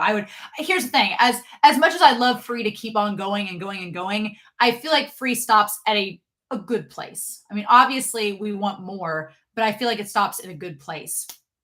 But I feel like with Tsurune, there just seems like there's so many unanswered questions that it makes me think that there is another season to come. And I kind of would like Kiwani to do one more season of Tsurune to round things out. Because I think that there's stuff with Nikaido that wasn't fully, developed and had resolution. There's stuff with the others that needs to have resolution. There were a lot more, like with Free. Yeah, there's plot points with Free that I wish we knew more, but we get the overall gist of what happens. And so we can kind of be like, okay, well, that's the end. It makes sense. But with Tsurune, I feel like there was so much left unsaid. And I'm like, I need to know more. I need to know more about Nikaido, his uncle, the whole thing with that was going on with his uncle being rejected, but he wasn't really rejected. Like, I need all those plot points wrapped up. And I feel like I want to see Nikaido try to recruit people for the team. Like, now that the third years are gone, I need to see him like come back into the competition. There's so much that is left unsaid that I really, really want. And yeah, like you said, Sarah, season 1, there was resolution. I was like, oh, they're doing a season 2 of Tsurune. Cool. What else are we going to get with that? And we introduce characters, but I'm like, there's still so much more. And it kind of makes me wonder if it is like a Free season 3 thing where we've introduced the characters in season 2 of Tsurune. We've introduced the characters in season 2 of Tsurune, and we've started to get them growing up a little bit. Now, are we going to do like Free and have them like graduate and go off to college? What could we do? And I understand that with Tsurune, with season 2, you don't want too much repetition because Kyudo, like swimming, there's only so much you can do in terms of movement because you're in one place doing one thing. And there's only so much you can do. So what I would like is I'd be even open to if they did like a time skip, if they showed us like them graduating and showed what happened afterwards. Like, because there was that whole preview where Masa and her were talking and she's like, oh, well, you'll eventually like you'll shoot with them when they're adults. And I was like, yeah, Saionji Shinsei was giving hints being like, oh, when you're adults, you'll be competing against each other. I'm like, I want Masa and Minato to compete against each other, like in a duel. Like I want them to shoot against each other in a competition. Like that'd be so freaking cool. And then the uncle could get back into it. The uncle could shoot, Saionji could shoot, Masa could shoot. Like you could do so much with that would be really neat. And I think one more season would be good. I'm kind of like Tony Simi. I don't want it to like be too much and fizzle out, but I think you could do like, even if it was a movie, if they did like a movie, and I know I just ranted about Haikyuu in a movie, but that's because we had all this content to be adapted. Even if they just did a movie of them being older and wrapped up the stuff with Nikaido and Saionji, like you could imagine his uncle, they're like adults. They're in college, they're adults. There's an archery tournament. And Nikaido enters and his uncle says he's going to enter too. And Nikaido's like, oh my gosh, he's freaking out because it's Nikaido and he's freaking out about his uncle. And then Saionji just happens to be there. And Masa's competing and Minato's competing, right? And Shu and them are there. It would be really, really cool to have like them as adults, like come to terms with everything and then show how they're moving forward, right? It's not that I wasn't satisfied with the ending of the season. I liked how Tsurune ended for the season, but there was just so much left unsaid. I was like, but you've tempted and teased us.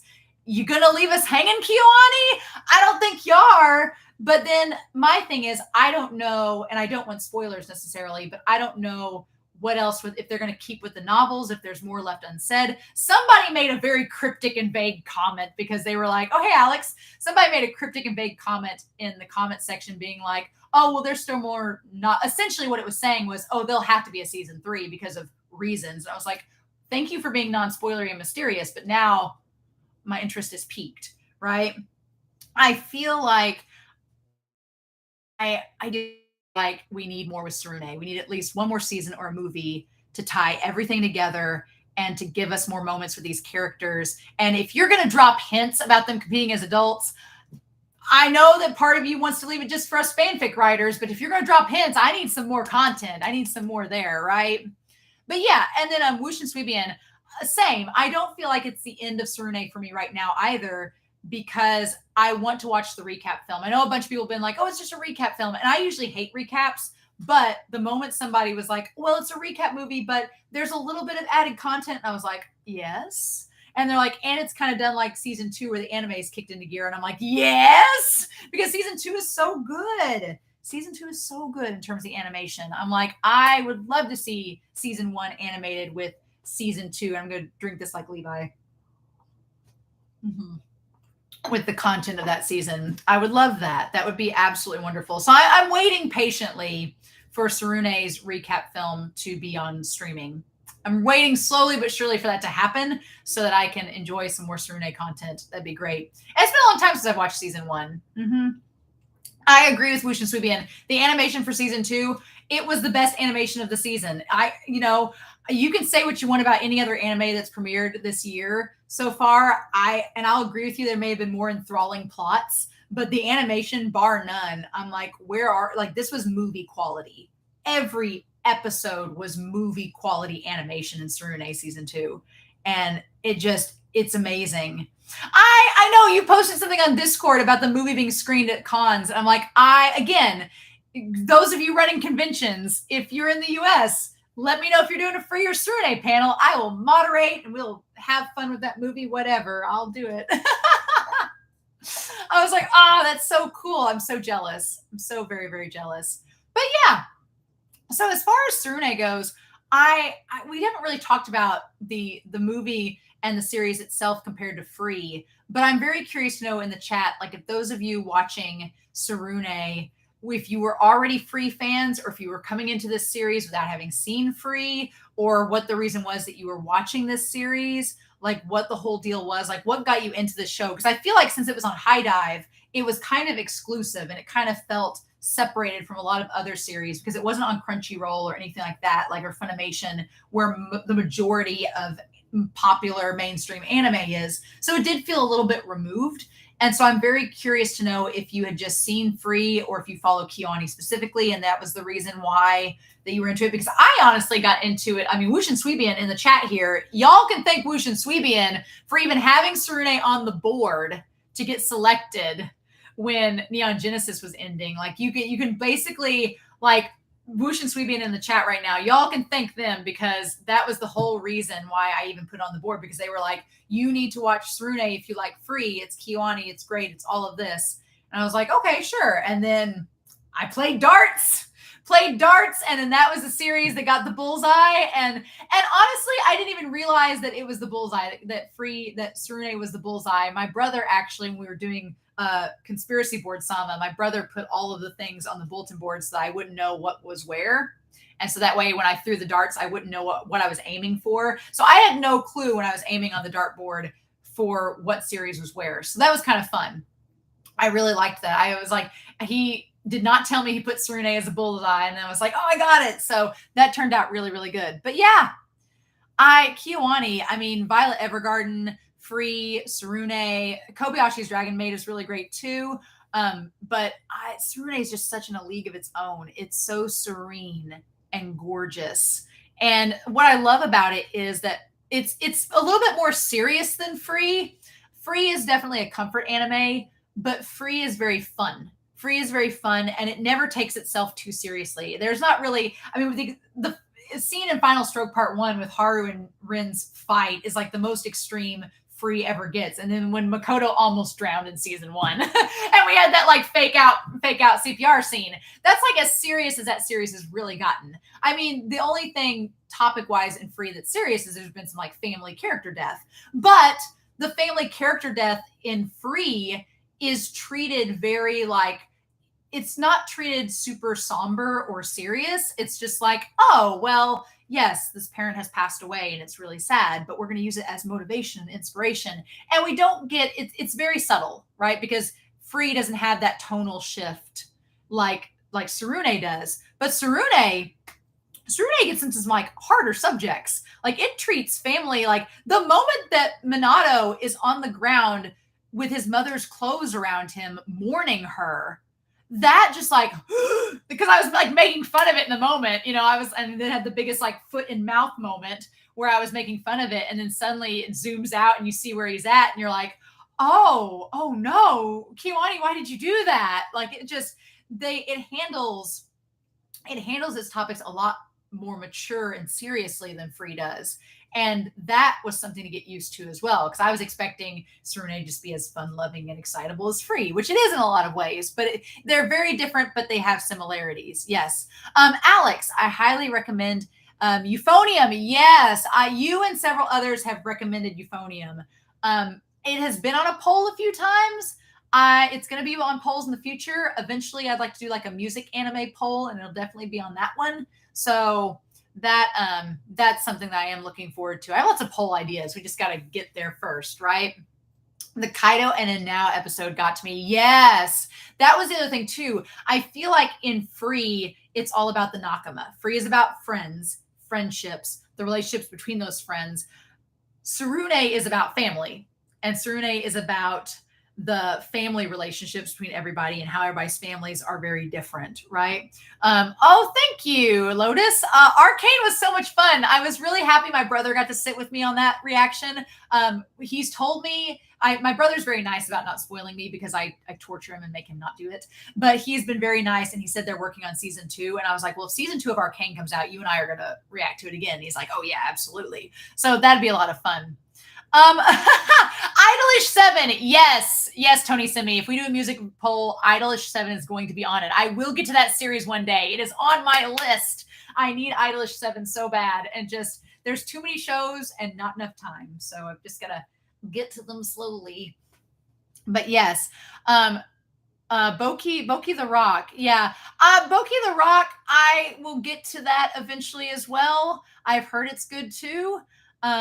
But yeah, can we gush about episode 7? Oh, okay. Y'all, those of you in the chat, did anybody see Ryohei and Shu becoming a ship? Did anybody see that coming? I didn't at all. I had thought that maybe Ryohei and Shu would they'd meet each other and become friends, because it had kind of been hinting at that Ryohei was maybe going to, the moment that Ryohei met the sister, I was like, okay, well, eventually Ryohei is going to meet Shu and they're going to be like friends, right? And that's going to be kind of a fun thing. It'll be a nice tie to somebody from Minato's team becoming friends with somebody with Shu, unlike just Minato. I did not see Did not see the ship coming at all. It blew me out of the water. That whole episode was like a Prince and the Pauper, like Victorian romance. And I was just like, what am I watching? And it works so well. Yes. Like the dynamic between like Ryohei being this big golden retriever and Shu just being like, I have all the balls. So we're good, right? Like that just, yeah, it works so well that I could not believe it. I was so excited. It just warmed my heart. And their dynamic throughout the rest of season 2, every time they were on screen together, I was like, and then at the very end where Seiya starts to get it, Seiya's like, oh, I see what this is. Like that look that Seiya has in the OVA, he's like, oh, like it was a very like when you see your friend and your friend's girlfriend comes around and you're like, okay. Like you finally like just hits you, like the light bulbs come on, like or on High School Host Club style, and it's like, nope, got it, done, we're good. Yes. So there are 3 seasons of that. Mm-hmm. Mm-hmm. Yeah, and Seiya and Kaido. That was my thing. The series in season 1. I'm going to address Wushin Suibian's comment. I'm staying away from the Tsurune light novels for now, Sarah, only because I'm going to wait and see if they actually do a season 3. I'm going to wait and see because like you point out there, I'm like when stuff's left out of the light novels, that makes me believe that maybe they'll bring it back for a future season. Maybe they'll tie it back in. We'll have to wait and see. So I'm going to hold off on those for now. But yeah, Wushin, oh my God, Seiya and Kaido just because all of season 1, I was thinking, okay, well, Seiya and Minato seems like an obvious ship, right? But they have like a little bit of tension between them, and there's times where I'm like, I don't know if I fully think Minato wants to be in a ship with Seiya. I think that they might just be friends, but I don't know. But the show seems like it's pushing it, and then the show is pushing this Minato and Masa agenda that I'm like, as a person who's older, I don't know how I know how I feel about it, but I'm like, that's the BL trope of the age gap. I feel better about the age gap once the characters are like out of high school and are fully functional adults. Then I'm fine with it. Like a 20-year-old, a 40-year-old, in real life, maybe it's questionable, but in fiction, I'm like, well, at least you're 20. At least you're old enough. You've been around long enough. But in high school, I'm like, oh, I don't know. Even though Moss is only like 24, 25 at the time, so that's better than it could be. But still, I'm like, wait till Minato's out of school. But yeah, I love the idea that season 2 was like, okay, our season 1 crux was Seiya and Minato coming to terms with their friendship and their relationship with one another, and Seiya realizing that Minato's going to be okay. That he's helped Minato can help him, they're going to be okay. And I was like, what are they going to do with Seiya? Because Seiya, if he's not pining over Minato and he's letting him go to his own thing, then what is he going to do? And I love the series was like, oh, well, what about Kaido? And I was like, oh, that dynamic works great because Seiya reveals his sassy side, and Seiya is like a secret sassy spicy guy, and it works so perfectly with Kaido, who's so straight-laced and very serious, and the fact that he trolls him is so perfect because when you find out that Kaido and when Kaido and his cousin, Nanao are cousins, it's like, okay, well, that's not going to work. Can't have that. But Nanao likes to troll him. Then when you realize that Seiya's the one doing it, it has like a different, because, Kaido can troll Nanao right back because they're family. He can troll him right back and be like, oh, well, I'm just going to get on your nerves too because we're family. That's what we do. But with Seiya, there's almost like a little barrier there. And Kaido's like the polite gentleman in him is like trying not to like get back at Seiya, but then he's like, how dare you? Like it's so good. It's such a good dynamic. It's such a good relationship. So yeah, we start to get like the free levels of shipping throughout season 2 of Tsurune, and that's kind of what I love about it. Like if you want to just treat them as friends, you can do that. Totally makes sense. Totally fine. If you want to ship them like heck, go for it. But yes, spicy Seiya for sure. I love it. I love that Kaido, I love that the characters in Tsurune, they start to like unpeel themselves like onion blossoms as the season goes on. And it works so, so, so good. It's wonderful. And then of course, you had the character from Nikaido's team that was trying to get in relationship with Seo, our big gruff man. And I was like, I felt so bad for him. I was like, oh, dude, you confessed way too early. My hope is that Seo, he keeps going after. He waits until after they've graduated from Tsurune, and then he's like, hey, now. And she's like, no. Oh, Fua. Fuya. Let's talk about Fuya. Yes. Fua, our best boy in the whole dang thing. I need a whole Fua arc. I agree. That was one thing that I wanted for season 3. If we get season 3 of Tsurune, we need a Fua arc, right? Because Nikaido was most of season 2. Like Nikaido's arc was the big one. He was the new character. He was the Akuya of Tsurune, right? We could say that Nikaido's like the Akuya from season 3, where Nikaido, just like Akuya, had to have his own arc, had everything surrounding him and his family, and had to come to terms with all of it. It was really heartfelt. It was really good. Like I said, I feel like Tsurune does such a good job of the really serious topics, like his uncle being sick and Nikaido like dealing with that and dealing with his own insecurity about his own family. And he's like, I don't know what to do. I thought that was handled really, really well. But just like we have Nikaido having his own arc, like Akuya does, now if we're going to treat Fua like the and I'm not saying he's like Hiyori, because he's not. I like him a lot more than I do Hiyori. No offense to Hiyori. But I feel like he needs his own story. Like Hiyori and Free got his arc with Kinjo. Had all that happen. And Kinjo tied in with Haru. So now we need Fua to have his own arc with Nikaido, and that will tie into Minato. Like it could all come full circle, right? Fua, yes, how did Nikaido and Fua meet? Like, what does Fua plan to do? Because now the third years are gone. So it's literally Fua, Muscle Man, and Nikaido trying to recruit. I mean, Muscle Boy, our boy, he's like he does not get, I don't think, that Fua's all in on Nikaido. So we definitely need like Nikaido Fua moments if we do a season 3. Has to happen. I'm like, it needs to happen. We need Fua because he's such a great character. He's so good as a friend. He's so good as support. He's so good at it away with it because Nikaido's a big grumpy cat tsundere. Like it's so great. Like I would hang out with a Fua in an instant. Like a Fua in a group, like you said, Little Pichu, like Fua in a group would be amazing to hang out with. I would love that so much. I think he'd just be a barrel of fun, right? The purple-eyed characters being rich, Fua, Shu, and Noah. Oh, interesting. Is Fua a rich boy? I don't know. All them pancakes Fua bought. That's it. That's why Fua... That's how we know that he's rich. Fua bought all the pancakes. He's had all this breakfast money. Breakfast ain't cheap. He's been buying it at the store so he can see Nikaido this whole time. I see you. Mm-hmm. Maybe Fua is a rich boy. He's got to keep them highlights up. Them ain't cheap. That's like, $40-50 a pop. He's got to keep that highlight job up. He probably is. He probably is a rich boy. That would be actually, you know what? What if for season 3 that was a plot point? Just like how it would be a really cool contrast where you have how Ryohei reacted to Shu. Because when Ryohei found out how rich Shu was, Ryohei was like, oh, cool. No big deal. We're still just best buds. Your money don't mean anything to me. I'm totally fine. What if with Fua and Nikaido, we kind of had the opposite happen where something happens where Nikaido has to go to Fua's house. And then he finds out that Fua is really rich and Nikaido, who is not rich and has had grown up with nothing. What if then Nikaido is like, oh, how does this change our dynamic? What do I think of you now that I know that you're this rich boy? And that kind of goes against kind of my own anti-elitist persona because he's all against Kurosaki and all that. He's like, how do I feel about that? I think that could be really interesting, right? It could be a nice way to segue.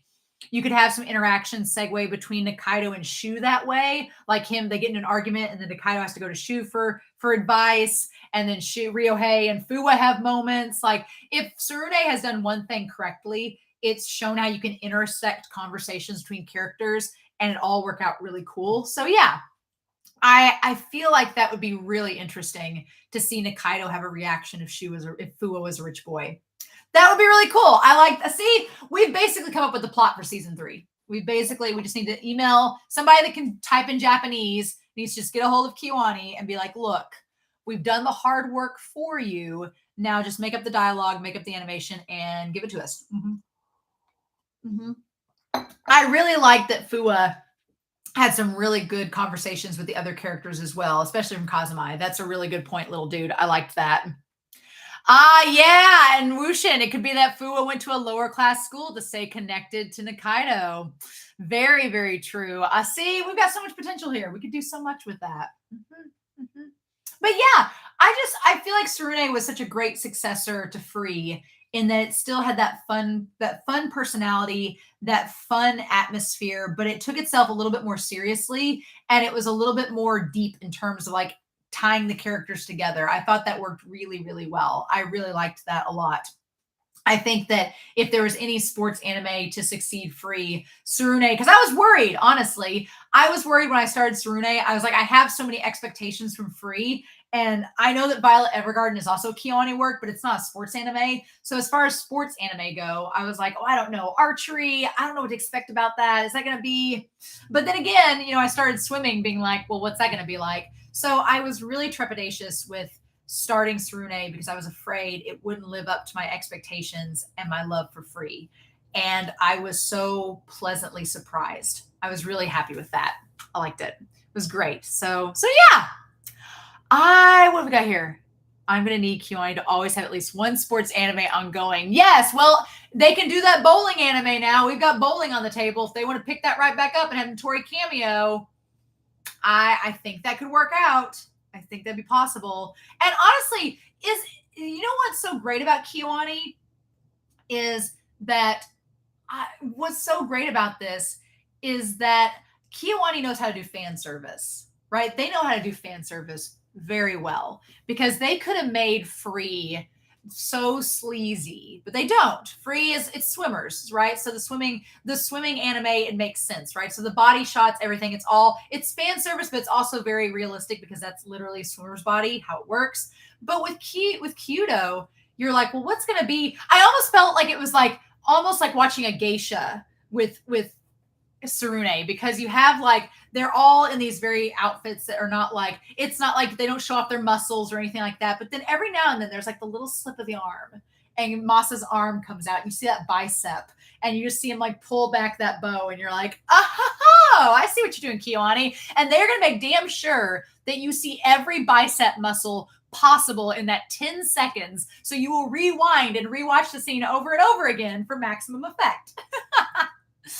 Oh, I'd love to have a female lead in a sports anime by Kyoani. Yes, I feel like in the comments that was a big criticism was that we did get the girls team in Tsurune, but they didn't do a lot. I liked them more in season 2. I'm glad they had like a couple episodes devoted to them, but they clearly, Kyoani is out to give us some male fan service, which, you know what? Growing up my whole life watching shonen and having to see girls' boobs everywhere, I am not complaining because I'm like, I had to deal with sitting through that my entire childhood.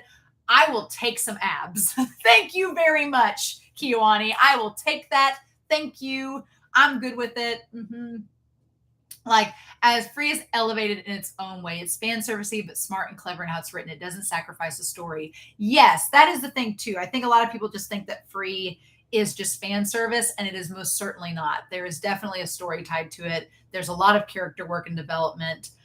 Hey, and Lotus, I'm here with you. At least in Attack on Titan, we have Mikasa's abs. We got some abs going on there. I'm all for it, right? That's one thing too. Like, go and we're talking about Free, go and oh crud, the other girl and that was looking at the abs. Oh, Izuku, when they were looking at the abs, I was like, where was Ayumu was a swimmer? Where was her abs? I want to see it. I want to see Izuku doing that too. Yeah. I think about this thing with it is that the thing about boy fan service compared to girls, because there is a lot of talk about a double standard, right? And my thing is that, and I don't know, I feel like, and here I go, and there's going to be people in the comments that can probably address this better than I can articulate it in this moment. But I feel like with our culture, at least Western society, with women, there is a sexualization to the fan service that can be off-putting if you're a female viewer.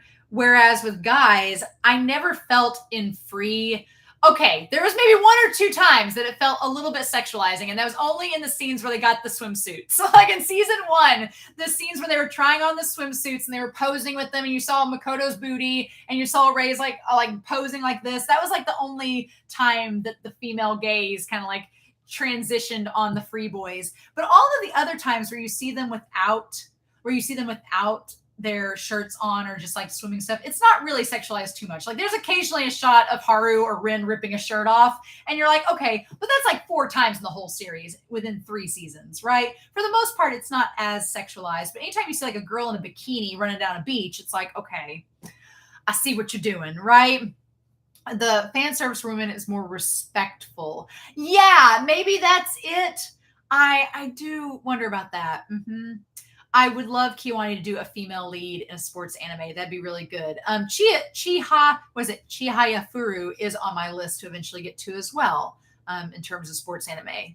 But yeah, I feel like Kiwani could do so many good things with a sports anime, like in terms of the movement, in terms of all of these things. Like they could do so much that would be really, really cool, right? It's interesting. And I feel like, I don't know, the whole fan service bit, it could be a whole discussion in itself. You could analyze it, break it down in many different ways and talk all about it. It's interesting. Honestly, we've been talking about this in the Patreon Discord with Kiwani. At this point, y'all, and I don't know what you all think as well, but can we all just agree at this point that Mappa just needs to give Kiwani Yuri on Ice's movie and just get it over with? Can we agree on that? Can we agree on that? Yes. Can we do that? Like at this point, I'm like, Kiwani, could you imagine? Because there's been so many complaints in the last month about the Yuri on Ice movie that Mappa has abandoned, is never picking back up, is not doing anything with. It's been years. They're announcing like 6 new projects, but Yuri on Ice is over here like, hey, we got you famous. How about you not forget about us? And then Mappa's just like, what? Famous? What? Who? Gay skating? What are we doing? It just tries to ignore it. But I'm like, damn, I feel like if Mappa would just give Kiwani the keys, say, here's Yuri on Ice's, here's Ice Adolescence, here's what we got done with it. I don't know if you guys can finish it, but if you would really like to, we'd appreciate it. And then we don't have to worry about it anymore. I would just love it. I feel like if Kiwani had the chance to animate ice, guys, ice is just frozen water. Kiwani would excel at that. Like they'd make the ice rink look like the best ice rink you've ever seen in your life. That this is all just making sense. Like, come on, Mappa, what we doing, right?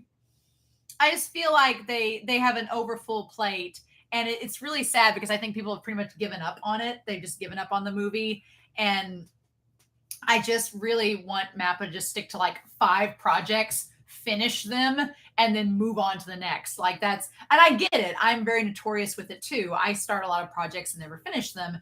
Literally this channel and you all are the only reason I finish reactions because I'm obligated to. Otherwise, I'd probably get like halfway through something and be like, I don't know. But yeah, no, I do love the series I'm reacting to, but I'm horrible about starting stuff and not finishing it.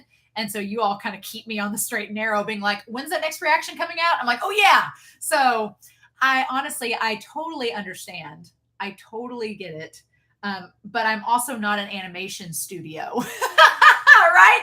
I feel like it's one thing when you start a fan fiction and you never finish it and you're like, well, I was just writing it for myself mainly. I'm not required to finish it. But if you're an animation studio making a product for a mass consuming audience, yeah, maybe you should finish it. I don't know. Oh, and they're working on Sound Euphonium 3. Okay, so that's what they're doing now. Gotcha. Yep. Oh, and then I wouldn't have finished watching if I wasn't watching it week to week.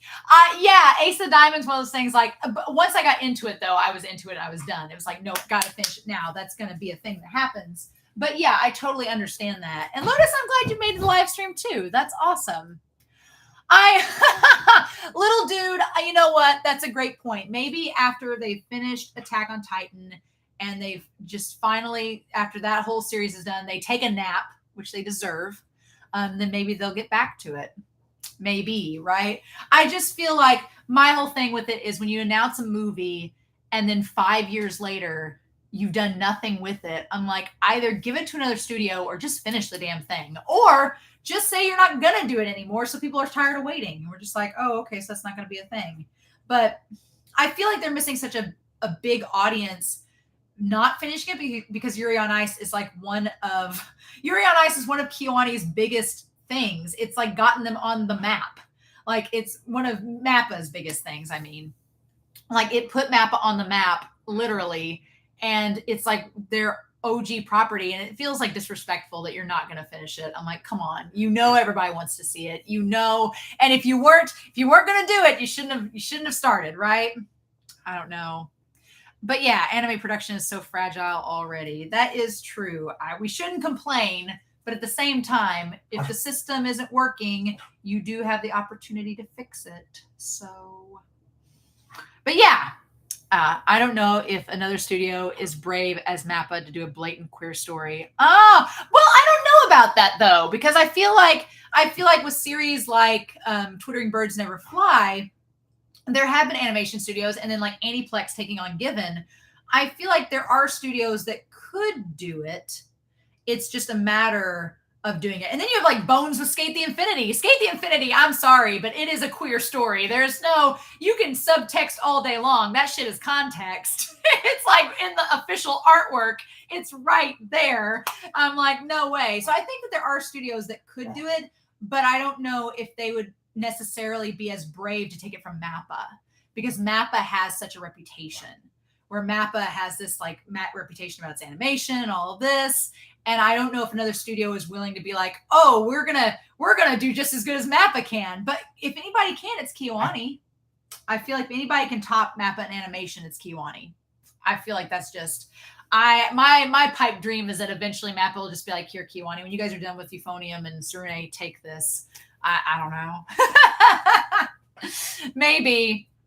And Skate and Free have the same director. Yes, I feel like Free crawled so Skate the Infinity could run. I feel like that is exactly the case, because with Skate, oh my God, like the director, you could tell he was just like,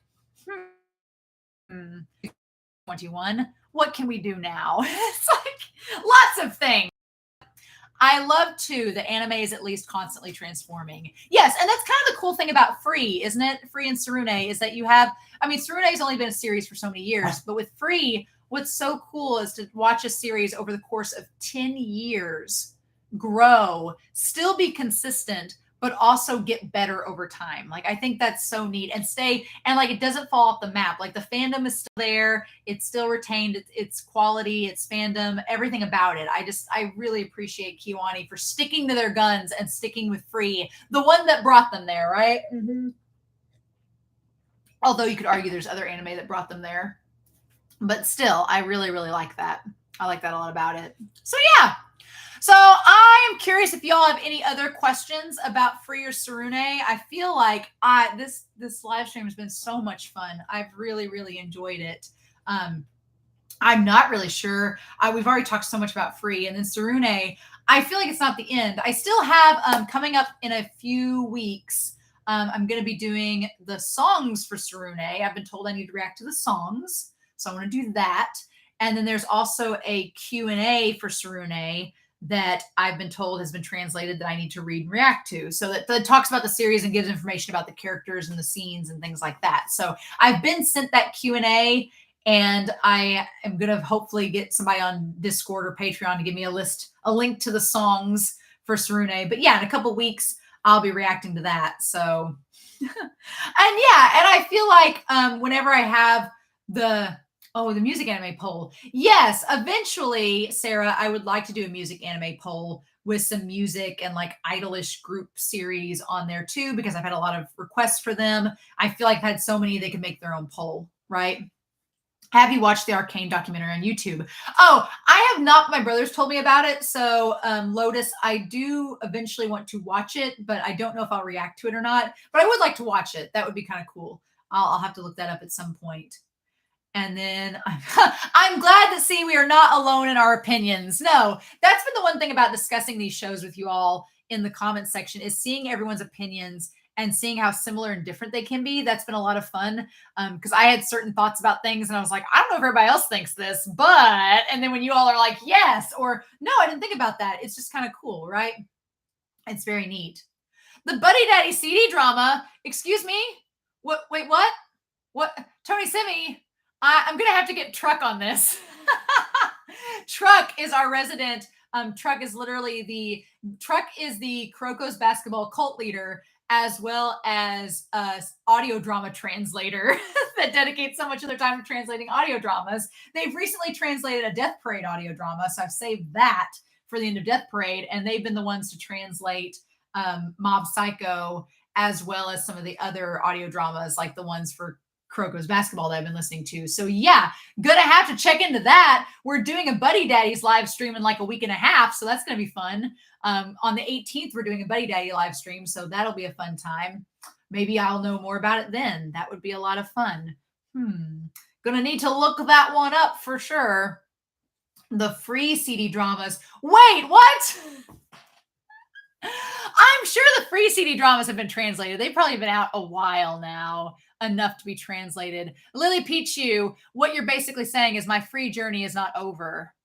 I still have drama CDs and a manga to read, basically.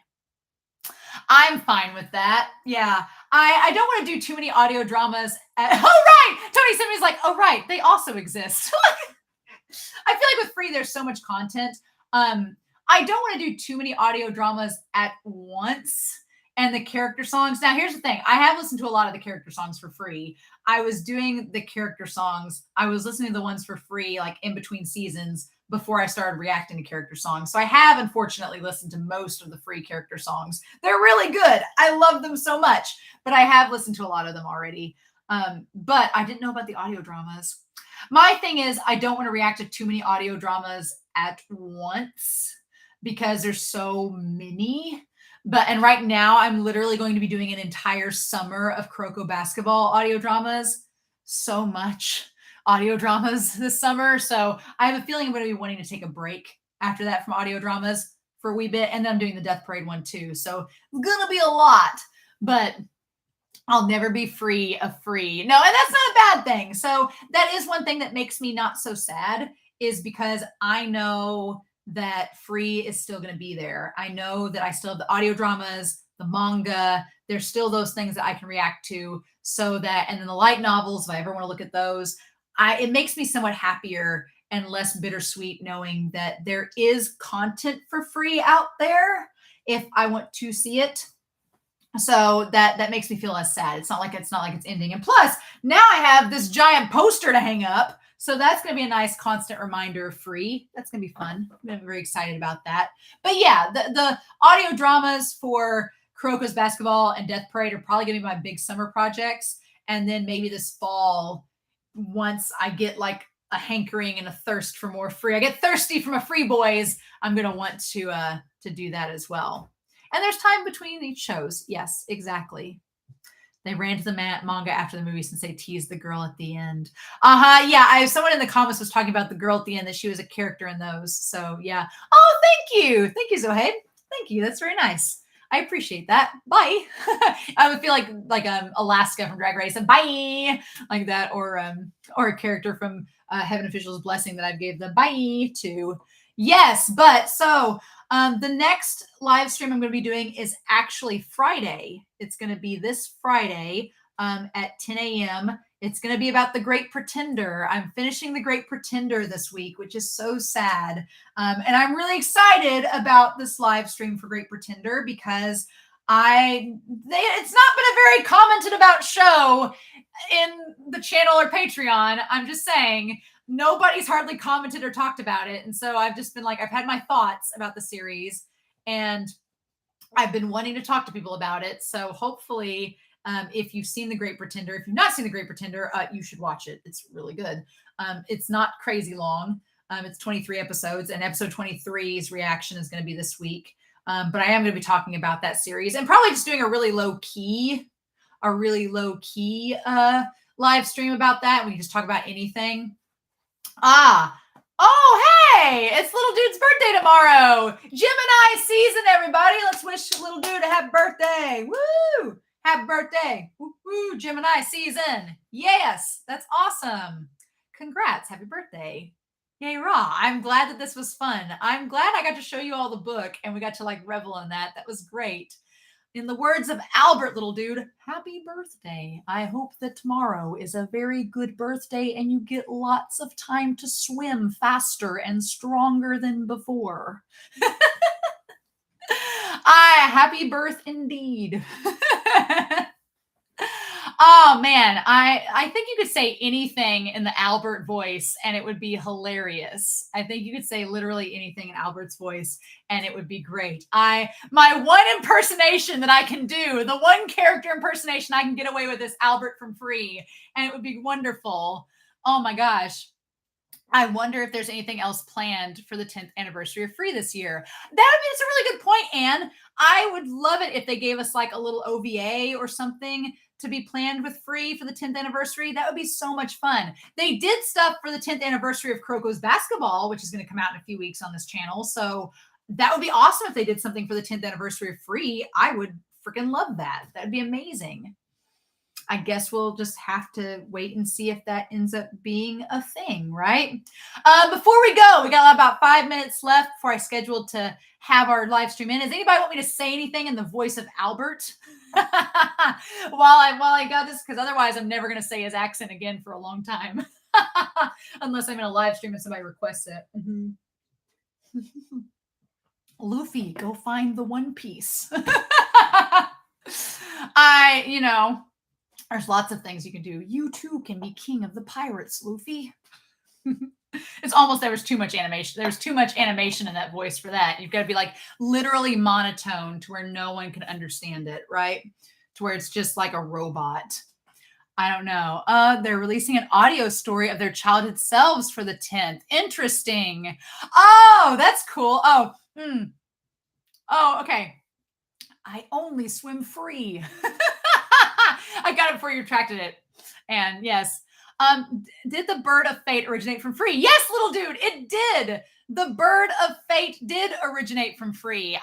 We started that. I don't remember if it was the OVA or season 2, but there was that damn bird kept showing up in Free so much. And it would always show up where there was like this, whenever a character would wistfully look out the window or wistfully look at the sky, thinking about their future, the bird would fly over. And I was like, it's the bird of fate, because we're talking about characters' fates and their futures. So that literally is what happened. Yeah.